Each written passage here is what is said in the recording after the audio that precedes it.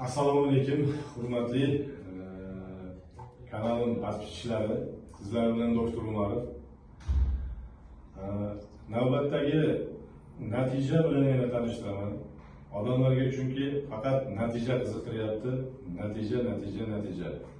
Hozir yonimda Tursunoyxon Sirdaryo viloyatidan murojaat qilib kelishgan. Bundan 3 oy muqaddam oldin surunkali bronxit, bronxlar giperaktivligi holati bilan endi dard 12 yillik dard. Ana tug'ilgandan deyarli og'rigan bu qizimiz. Murojaat qilishib kelishdi, mana 3 oydan ichida bo'lgan natijani qanchalik sevinch bilan onalari gapirib beradi. Assalomu alaykum.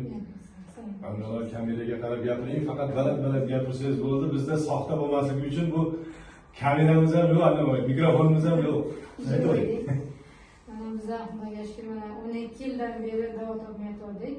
Qancha doktorlarga bordik. Parhez qiling, uni yemang, buni yemang, shunaqa deydi. Mana sizga keldik, o'sha yoqdan Xudoga shukr, 12 yildan beri topmagan dardimizga davo topdik. Yaxshi, zo'r, Xudoga shukr.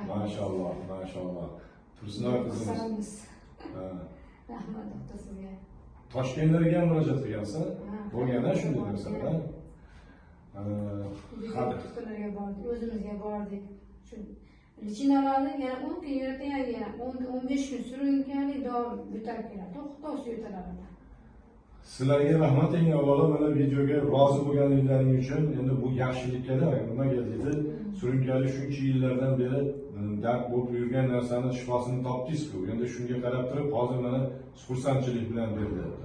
Tursunoy qizim o'zi kattagina, mana nima deysan? Bir gapirib qo'y o'zing, bir og'zing gapir. Ayt, nima deysan? Doktor sizga katta rahmat. Hozir parhez qilyaptimi? Yo'q. Hamma narsa yeyapti. Marojnalar ham yeyaptimi? Marojna ham yeyapti, shirinlik ham yeyapti, shokoladi bosib yeyapti. Mana qarang. Oldin marojna yermidi, yo'qmidi? Yesa yutalardi. Qarang. Shokolad yesa yutalardi, chaqchuq yesa yutalardi, marojna yesa yutalardi, yuvib qo'ysa yutalardi. Ana, hozir bemalol hamma narsa barakallah. Maşallah. Shunday shifoni yaralishiga, berilishiga bizni sabab chiqib qo'ygan Allohga hamd sano bo'lsin. Mana shifo yaratganidan ko'ryapsiz. Bunaqa xursandchilik har bir xonadonga tilayman.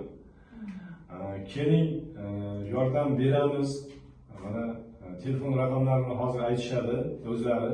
Chunki bemalol xohlagan paytda, xohlagan paytda emas, albatta odam uxlay turgan paytda murojaat qilib qo'ymasinlar. Shu murojaat qilishlari mumkin, to'g'rimi? Ayta olasizlar telefon raqamingizni. Qani, ayting. 88lik 340 1322. 88lik 340 1322. Rahmat e'tiborlar uchun. Xudo xohlasa shifo topasizlar sizlar ham. Rahmat. Kelasi videolarda ko'rishguncha sizlarga yana xayr deb qolaman. Kelasi videolarda ko'rishguncha. Rahmat.